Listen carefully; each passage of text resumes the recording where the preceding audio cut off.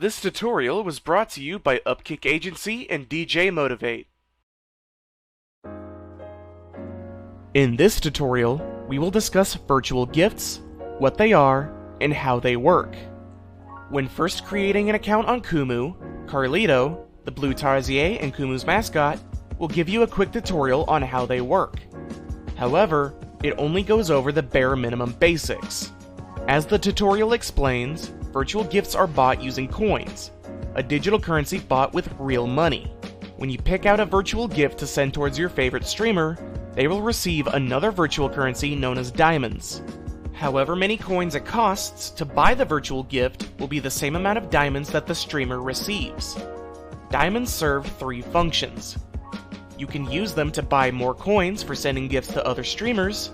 You can use them to buy an extra life, which is only used in game shows where failure disqualifies you from the game.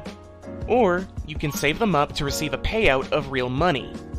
You're required to save up a minimum of 50,000 diamonds before you're allowed to cash them out.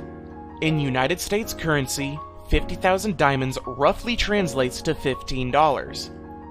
Sending virtual gifts also gives you Kurat points, which will be explored in depth in another tutorial. During contest live streams, or live streams where the audience votes on specific things, the host will more than likely ask for the audience to vote with virtual gifts. This tutorial was brought to you by Upkik Agency and DJ Motivate.